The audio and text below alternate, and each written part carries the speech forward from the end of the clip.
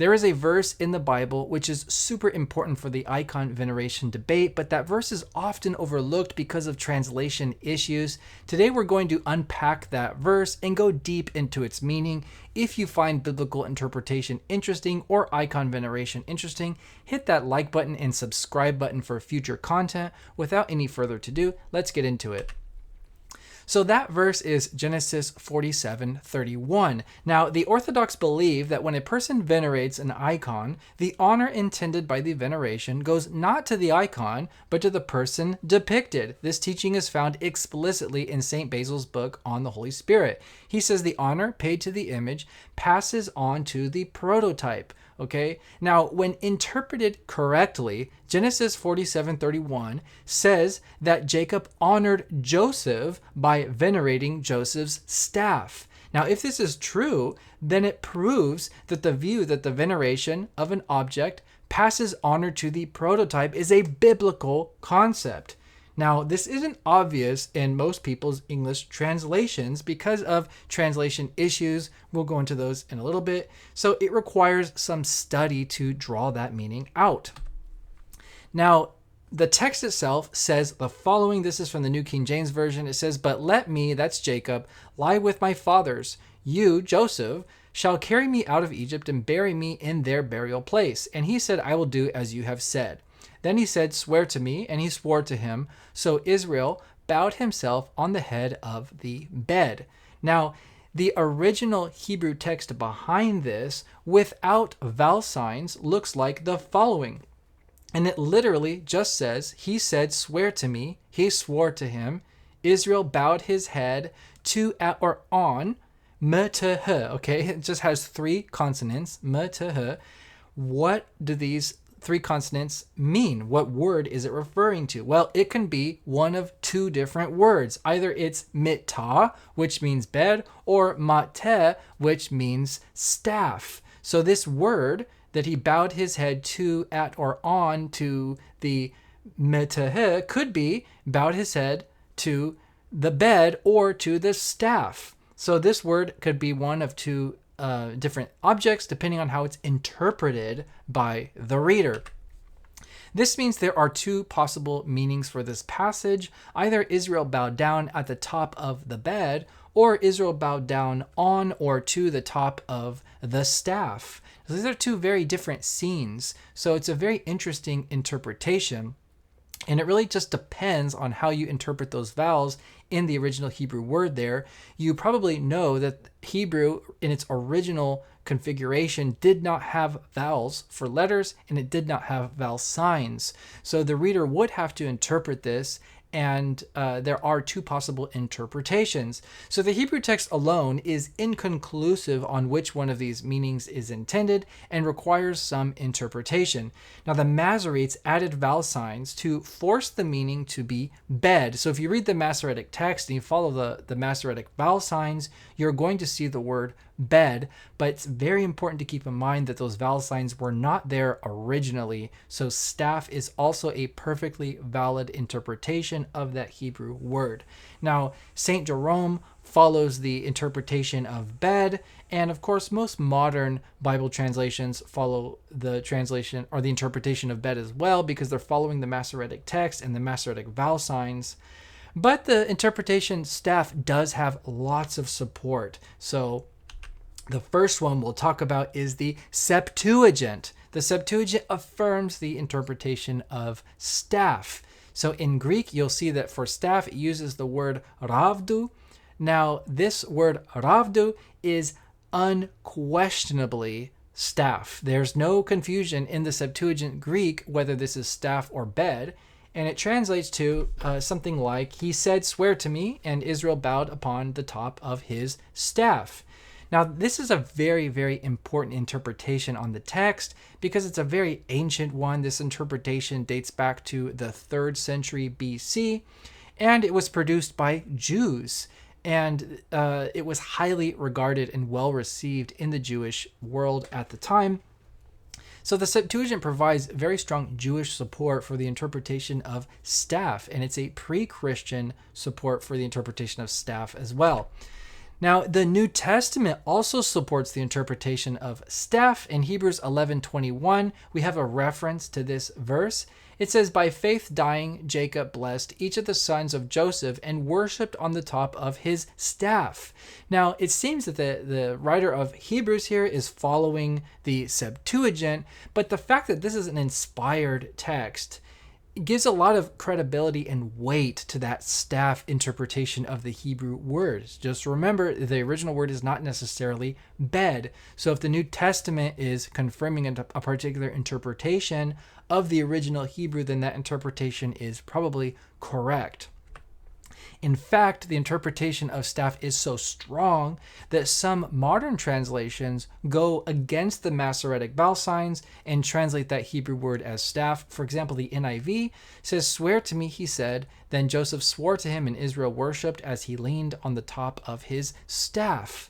The NIV Reader's Edition and the New Century Version also interpret this as a staff, or as they call it, a walking stick, but they are not interpreting this word as bed. Now, there's a very interesting support in the ancient Syriac translation of the Old Testament, the Peshitta. This dates back to the 2nd century AD. And this is a translation from Hebrew into Syriac. And the translators understood the Hebrew word also as staff or rod. Boucher's translation says, "And he said, 'Swear to me,' and he swore to him, and Israel bowed on the top of his staff." So again, we have not only the Septuagint translators who are interpreting this Hebrew word as staff, but also the Peshitta translators are interpreting this word as staff as well, which I think is very important. Now, let's just grant that the Hebrew word there is staff. It leaves us with three possible interpretations of what's going on in this scene. So the first option is that Jacob is bowing to God in worship or prayer, and he's leaning on his own staff. The second interpretation is that Jacob is bowing to Joseph in thankfulness or honor while leaning on his own staff. But there's a third interpretation that Jacob is bowing to Joseph's staff in thankfulness and honor to Joseph. So out of these three options, we'll narrow it down and see which one is most likely. I think we can rule out the first option pretty easily. For one, it's a little bit of a strange detail that he's bowing with a staff, because the whole purpose of the staff is to keep him upright. So it seems a little bit strange to have that detail in the text. But this is also a conversation between Jacob and Joseph. That's the context of this act of bowing. So it seems like if the context is a conversation between those two persons, then the act is also between those two persons. But most importantly, and I think most strongly, we have the fulfillment of Joseph's prophetic dream, which is being done in this prostration to Joseph. So if you remember back in Genesis 37, verses 9 through 11, Joseph had a dream of the sun and the moon bowing to Joseph. Now, Jacob interpreted this as Jacob would be bowing to Joseph. And nowhere else in the Bible do we see Jacob bowing to Joseph except in this passage. So I think this detail that Jacob is bowing to Joseph is a very important and intentional text, showing that dream that God gave Joseph is prophetic and is being fulfilled. Now, we have support for this interpretation from our best ancient interpretation, which is by St. John Chrysostom. And he writes in his commentary on Hebrews, he says, "And he bowed himself upon the top of his staff. That is, even though he was now an old man, he bowed himself to Joseph, showing the obeisance of the whole people, which was to be directed to him." Now, this interpretation is also very important for the Hebrews passage to make sense, because if you remember, the context of Hebrews 11 is going through different instances of Old Testament examples of faith. Now, this would make perfect sense if Jacob was bowing to Joseph in faith that God would fulfill Joseph's prophetic dream. It's a perfect act of faith. So Hebrews 11 really makes a lot more sense if Jacob is bowing to Joseph, knowing and keeping in mind that prophecy that God gave him. He believes and trusts in God to fulfill that prophecy. Now, what about the Hebrew and Greek text themselves? Can we derive anything conclusive from it?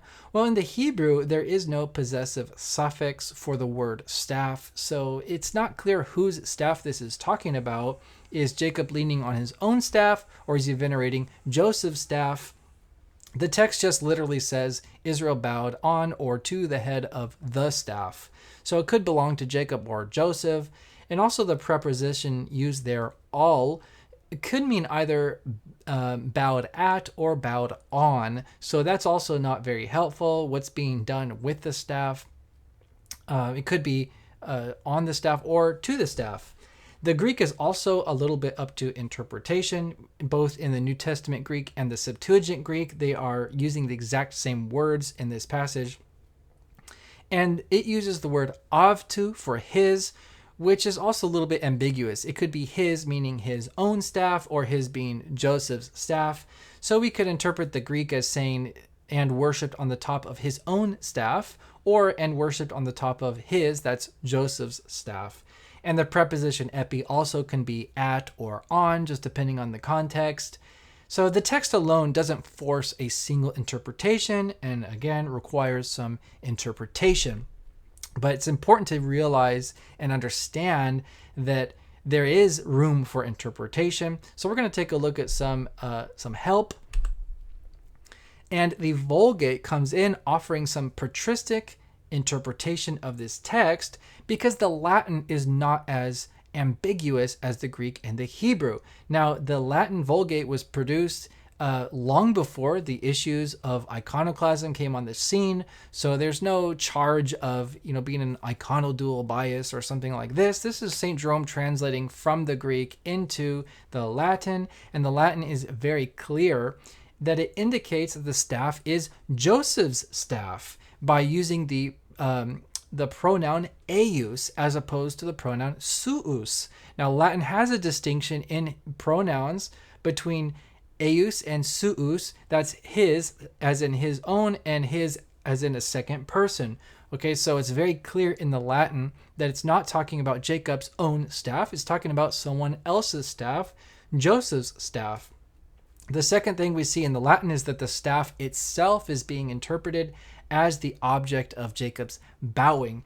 And it's translated in the Douay Rheims as, by faith Jacob dying blessed each of the sons of Joseph and adored the top of Joseph's rod. So it's very clear how this is being interpreted by St. Jerome back in the 4th and early 5th century. Now, there's a very powerful argument to make that the staff is being venerated from the hermeneutics of the Bible. In the Old Testament times, a staff was not simply a walking stick for practical purposes. It was very meaningful and significant. The staff signified a tribe. In fact, the Hebrew word for staff is the same Hebrew word for tribe, which seems to call back to ancient times when the chief of the tribe held a staff. So the staff became an identifier for the whole tribe. It was also a highly personal object that connected to the identity of the person. And we see this in Genesis 38, verses 18 through 26. Judah is identified by his staff. So there's a very close and intimate connection between a person and his staff. Staffs are also connected to miracles in the Bible. Think of the staff of Aaron, the staff of Moses, the staff of Elisha. And this is a powerful point showing the connection between the staff and the person. Staves do not perform miracles unless connected to a person, right? So there has to be a connection between a staff and a person, by evidenced by the miracles that are happening from them. So in this passage, when Jacob bowed to Joseph's staff, it actually makes a lot of sense. It means that he was honoring his tribe. He was honoring his authority and his person, because that staff would be very intimately connected to Joseph. So I think that's all very important to keep in mind, the context and the hermeneutics of staff in the Bible. Now, it's very significant, I think, that the Greek fathers understood the Septuagint in the New Testament text exactly how St. Jerome understood it in the Vulgate. Okay, and the fathers who understood it in this way spoke Koine Greek natively. Right? So they understood that Jacob was bowing towards the top of Joseph's staff in honor of him, in fulfillment of prophecy. They understood that as native speakers of that biblical Greek in the New Testament and the Old Testament Septuagint. And they made the connection of the veneration of Joseph's staff to the veneration of icons, because that principle of the honor not going to the object but going to the person who's connected to the object is right there in that story. So if Jacob's honor passed over the staff to Joseph, then our honor passes to the saints when their icons are honored. So St. Leontius of Neapolis wrote, "If you accuse me again, O Jews, saying that I venerate the wood of the cross as God, why do you not accuse Jacob of bowing in veneration over the head of his staff? But it is clear that in honoring the wood, he did not venerate it, but venerated Joseph through the wood, just as we venerate Christ through the cross, but do not glorify the wood." And then again, he says, "If you accuse me of venerating as God the wood of the cross, why do you not accuse Jacob because he performed veneration on the tip of Joseph's staff? But it is obvious that he venerated not the wood he saw, but Joseph by means of the wood, just as we venerate Christ by means of the cross." St. Germanos says, "For Jacob too is described as performing veneration on the tip of the staff of Joseph, not offering reverence to the wood, but showing honor to the one who held it." Pope Hadrian, in his letter, which was read at the Second Council of Nicaea, says, "For this same Jacob, by indeed his own will, kissed the tip of the staff of his son Joseph, doing this through love of the faith, as the blessed Paul the Apostle testifies in the letter to the Hebrews. He showed the emotions of love and honor, not to the staff, but to the one who was holding it. It is likewise out of the love and affection we have towards God and his saints that we, in our turn, when painting their honorable effigies in images, do not pay honor to the tablets and colors, but to those in whose honor they exist." St. Taurasios says, "Who of those who understand what is written in divine scripture correctly with simplicity would suppose that these things are said about worship in spirit, unless he were one of those without intelligence who have no knowledge of either scripture or the teaching of the fathers?